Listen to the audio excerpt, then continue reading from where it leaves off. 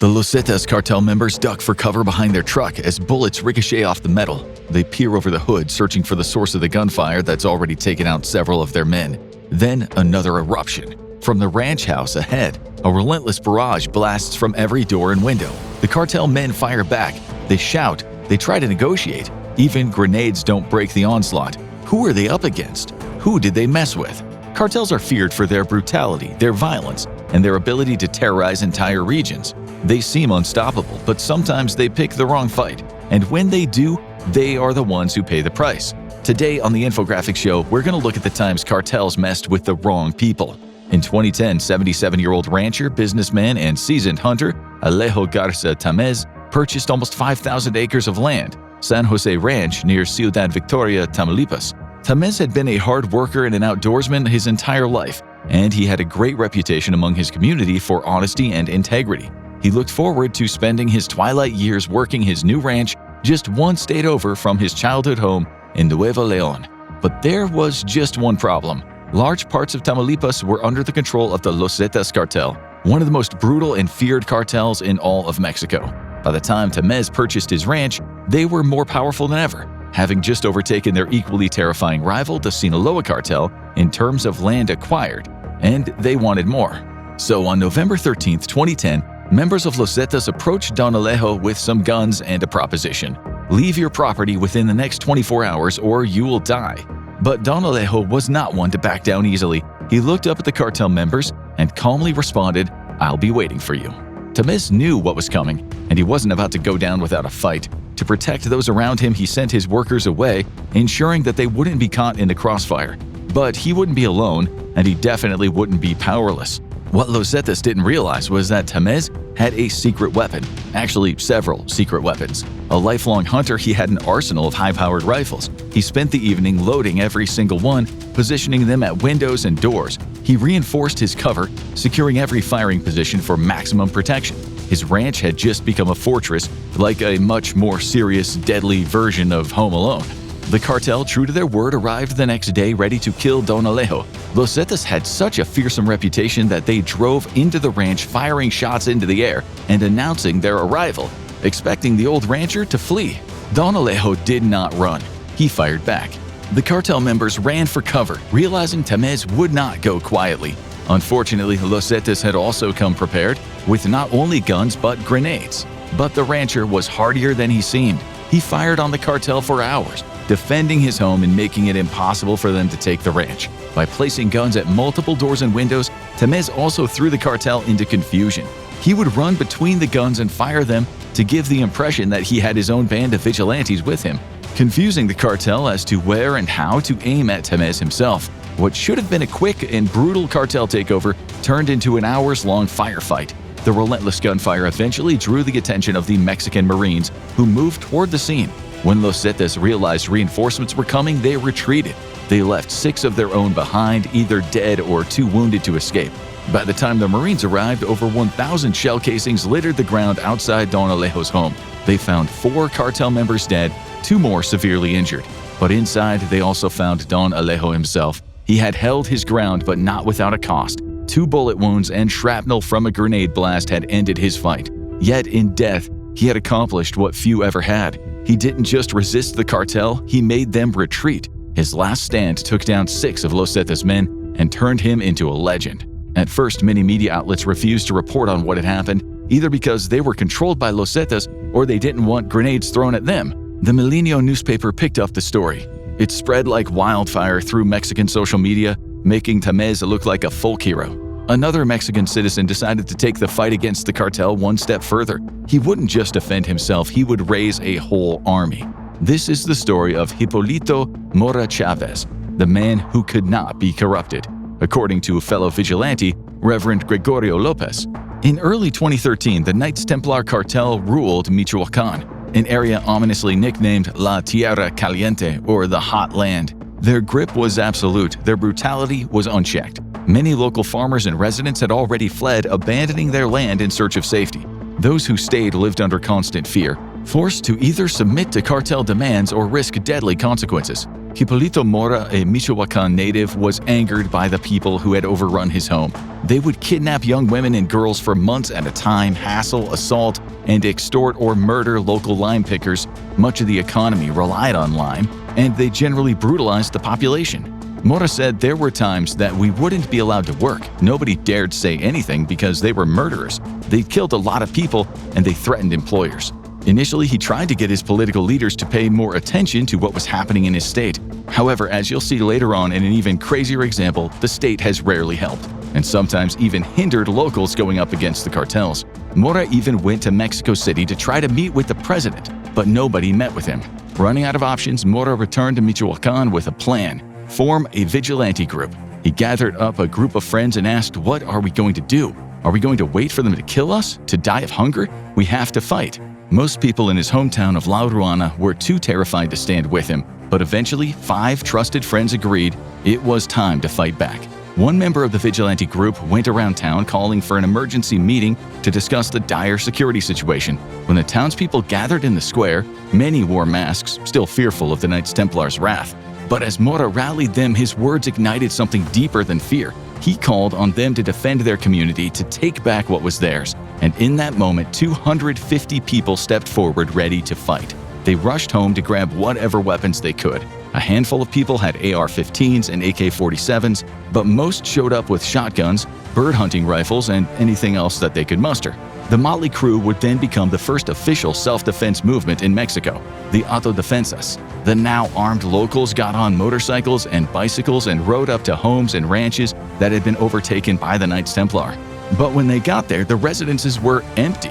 It turns out some of the girlfriends of the Knights Templar had attended the meeting, and they tipped off the cartel members about the townspeople's wrath, not to mention the incoming armed invasion. The autodefensas retook their old homes without a single bullet being fired.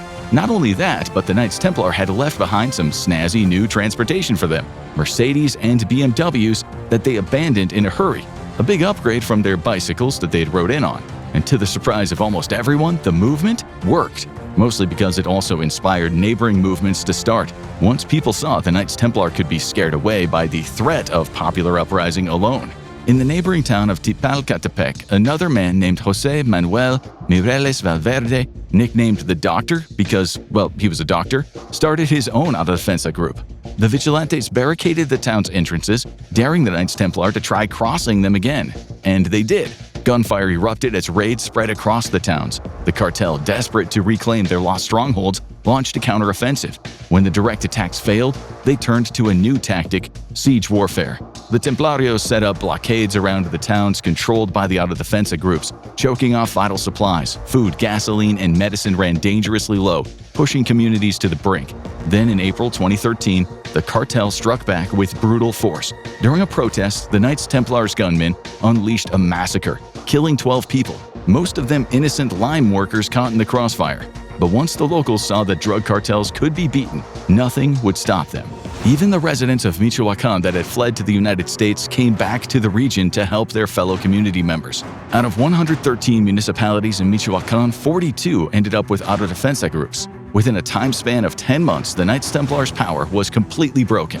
People who had left the town years ago trickled back in. Farmers recovered the land that had been stolen from them by the cartels. Crime went down. A certain peace returned to the streets again. All because of the initial bravery of Hipólito Mora. Unfortunately, Mora suffered personal losses as his son was killed in the winter of 2014 while working with the autodefensas. This triggered a deep rage in Mora, who pledged to go after the man responsible.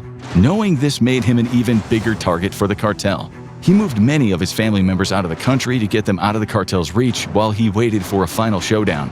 The story doesn't have a great end, because a new violent narcos group called the Viagras Cartel rose up to take the place of the Knights Templar in the area. The autodefensas group got infiltrated by the cartels themselves, and in 2023, Hipólito Mora was killed by cartel members. Mora was moved by a sense of injustice, a sense that he and others like him had been abandoned by their government to the mercy of the cartels. He is remembered as a hero. For others, their vengeance against the cartels were more personal. Miriam Rodriguez had a pretty normal life in an area of Mexico called San Fernando. Married with 3 kids, she owned a cowboy apparel store called Rodeo Boots. Her 20-year-old daughter, Karen, helped her run it. Unfortunately, the Zetas cartel was very active in San Fernando, so much so that Miriam's son had moved away from the area to escape the danger of being forced into cartel work or becoming a victim of violence. On January 23, 2014, Karen was driving on one of the roads in town when 2 trucks boxed her in and forced her to stop. Men with guns sprang out of the trucks, smashed their way into her pickup truck, and kidnapped her. They took her back home, where unfortunately her mother was gone, as she worked as a nanny in Texas occasionally. Rodriguez found out about her daughter's kidnapping and rushed back home in despair. Eventually, the family would receive a letter with very specific instructions. If they left a payment and they did everything the cartel told them to, they would get their daughter back. The Rodriguez family didn't have a lot of money, so they took out a loan from the bank. Miriam's husband left a bag filled with cash near the local health clinic. The letter told him to wait at the local cemetery for Karen's return. He waited and waited, but no one showed up. Her parents could not accept that. Miriam would find another way to get her daughter back.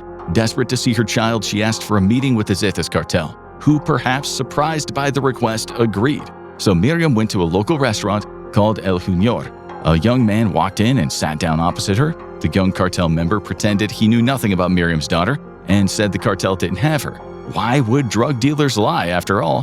But he might be able to help her find her if Miriam would give him $2,000. Hoping to find her daughter, Miriam got the money together and handed it over. But after a while, the young man stopped answering his phone. She got calls from others claiming to be working with the kidnappers, needing a little more money before releasing Karen. Miriam paid out a few more times, but eventually she realized there was no hope for her daughter. In fact, she came to the conclusion that Karen was probably not even alive. With this realization, Miriam changed. Her pain turned into anger. She resolved to go after the people who had taken her young daughter. But she only had one piece of evidence to go on. While Miriam had been at the restaurant with the first cartel member, he had a walkie-talkie on him. Through the static, she heard someone call him by name once, Sama. With just one first name, she would start following a trail that would lead her to bring down 10 cartel members. Because Miriam wanted answers, but more than that, she wanted revenge. So she started an investigation, going through social media accounts to find the person she had met with, and then track down his acquaintances. She found that one of his close friends ran an ice cream shop and decided to stake it out. Eventually, she saw Sama and followed him home. Miriam also changed her appearance so she wouldn't be recognized, cutting her hair short and dyeing it a bright red. She turned to the authorities, but unsurprisingly, they offered little help. Refusing to give up, she finally found a federal official willing to take action. That official tracked down Sama, who quickly cracked under interrogation. He gave up the names of the other cartel members, including those responsible for Karen's murder, and even revealed the location where she had been killed. Some of Karen's remains were later discovered inside a cartel safe house, a grim confirmation of her fate. But this wasn't the end of the road for Miriam. She would find every single cartel member responsible for her daughter's death, despite the danger to her life. "I don't care if they kill me. I died the day they killed my daughter." Perhaps her most famous cartel member capture happened near the US-Mexico border. Many of the cartel members who had kidnapped her daughter had tried to restart their lives with new identities, including one man who ended up selling flowers near the border. Miriam knew this because she had done a year's worth of legwork to get at him, essentially becoming his super stalker. She scoured his online presence, interviewed former criminal associates, and donned disguises to trick his relatives into revealing details about him. When she found him, she set off toward the bridge where he worked with a trench coat, a baseball cap, and a gun in her purse. However, the former cartel member knew Miriam was coming, and when he saw her and recognized her, he sprinted away. At 56 years old, Miriam Rodriguez wasn't about to let him escape again. She took off in pursuit on foot, closing the distance with relentless determination. She grabbed him and threw him onto the rails of the bridge. Then, to make sure he stayed put, she pulled out her gun and leveled it at him and snarled, "If you move, I'll shoot you." She called the police, who came an hour later to arrest him.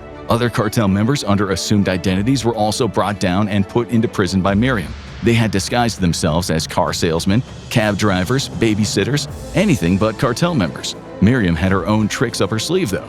Rodriguez became a master of deception, constantly changing her hair and appearance to avoid detection. She posed as pollsters, health workers, even local officials, anything to get the information she needed. But her relentless pursuit of justice made her a marked woman. On Mexico's Mother's Day, tragedy struck. As she hobbled toward her home on crutches, still recovering from a broken foot, cartel gunmen recently released from prison were waiting. They opened fire, killing her just steps from her front door. So far, the people the cartels have messed with got back at them in inspiring ways, but many of them also met awful ends. However, there are some new autodefensive groups in town that are still going, and they're coming from some unexpected and historically sidelined groups in Mexican society: women and indigenous people. First up is El Machete. Indigenous people in Mexico have been discriminated against compared to the white and mestizo population. They also fall victim to cartel violence at higher rates because they're more likely to live and work in rural areas that the cartels control and run operations in, and society as a whole advocates for them less than others. In the town of Pantelo in Chiapas, the conflict between the local cartel, Los Herrera, and the indigenous groups would come to a head in 2021. Local people disliked Los Herrera because they suspected them correctly of infiltrating the local government. Los Herrera disliked the accusations. So one day the gang murdered an indigenous man in his own field. They hoped that this violence would intimidate and silence their detractors. In fact, the opposite would happen because, as it turns out, Los Herrera had underestimated their opponents and clearly messed with the wrong villagers. Locals armed themselves and confronted Los Herrera, which ended in a shootout that killed 2 gang members. Emboldened by this small victory, a local man made a video in the majority indigenous language, Tzotzil, that was posted and reposted everywhere. The video makes it clear that the local community will take care of itself, with armed members working in defense of the people of Pantelo against the narcos. The new group would call itself El Machete. Long live El Machete and Narcos Out were painted on buildings around town. The ranks of the group and their collaborators swelled to a couple of thousands, armed with whatever they could find. By June of that year, tensions erupted into an all-out war between El Machete and Los Herrera, turning the town into a battleground. Shootouts broke out across the streets, forcing thousands of residents to flee, hoping that they could one day return to a safer home. In response, the Mexican military and police moved in to restore order, but the chaos didn't spare them either. Some officers were caught in the crossfire and wounded by El Machete's own gunfire.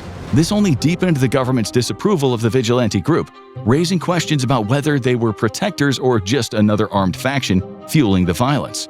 El Machete retreated, clarifying that they had not meant to hurt innocent people. Slowly, people started trickling back into the town. El Machete organized a little victory lap for their members, with around 15% of the town, or 3,000 people, cheering them on. As the townspeople came back in, people started to suspect that the gang members were hiding among them and coming in to reclaim their old properties. Knowing that the state security forces wouldn't be in town forever, and realizing that they couldn't let all their efforts go to waste, El Machete swore that they would never let Los Herrera regain a foothold in their town. So on July 26, they launched a massive blitzkrieg-style raid to obliterate any traces of Los Herrera that they could find. El Machete members tore through any and every Los Herrera property, ransacking and destroying anything that belonged to the criminal organization. One man said, "We left the homes of the narcos and assassins the same way they left our family members when they killed them or stole their land." Though some, including former Mexican President Obrador, criticized El Machete and its methods, many locals saw no alternative for their protection. The members of El Machete stressed that their vigilantism was only in response to the constant violence they faced at the hands of the cartels. Once Pantelo is free of organized crime, once it's free of assassins and drug traffickers, we as the defenders of the people will retire because we are not looking for power or money. There have been few updates about activities in the area since, which hopefully means things have quieted down. Perhaps another vigilante group, this time in El Terrero, Michoacán, and yes, you probably noticed the state has more than its share of cartel problems, will succeed in kicking the cartel out of their hometown. But this group is different. Almost all of its members are women. Part of the problem with cartel violence is that it decimates the male population of a community. Men are killed, kidnapped to be forced into cartel life, or end up joining the cartels out of desperation and a lack of any other profitable work to do in the area thanks to the cartel's meddling. Michoacán, part of La Tierra Caliente, as we mentioned before, isn't just known for cartel violence, it's also the world's largest exporter of avocados and limes. But the cartels have embedded themselves deep into the region's agricultural industry, siphoning profits from local farmers and lime pickers. For many, growing and selling these crops should be a path to prosperity. Instead, it's another industry under cartel control, where hard-earned income is stolen at gunpoint. The Jalisco cartel is the biggest threat in El Terrero and has caused a lot of suffering and damage. The 29-year-old son of Eufrosina Blanco Nava, one of the female vigilantes, was abducted by the Jalisco cartel. To this day, she doesn't know if he's been killed or forced to work for them. One woman who joined the vigilante group did so after her 14-year-old daughter was kidnapped. The Jalisco cartel may have thought that kidnapping a child would inspire fear in her mother and the other family members, but instead, it made her mom angry and determined to make her town safe. The women said, "We are going to defend those we have left, the children we have left, with our lives. We women are tired of seeing our children, our families disappear. They take our sons, they take our daughters, our relatives, our husbands. Nothing will stop them from pursuing justice, not even pregnancy or having to carry toddlers on their back while they patrol their community with rifles." Reporters who have spoken with locals estimate that the vigilante group consists of around 50 women. Determined to turn their town into a stronghold, they've dug trenches, demolished roads, and blocked key routes leading from Jalisco, the cartel's stronghold, making it nearly impossible for enemies to roll in. They've even built a homemade tank, welding steel plates onto a heavy-duty pickup truck, turning it into a mobile fortress. Any dirt roads still passable are regularly patrolled by armed women, ready to defend their town at any cost. Most of them have already lost loved ones to the cartel, and they refuse to lose anything more. Did you know about the Mexican citizens who fought back against the cartels? What was the craziest story you heard? Let us know in the comments below. In the meantime, check out Most Brutal Torture Methods by Mexican Cartels, or this video right here.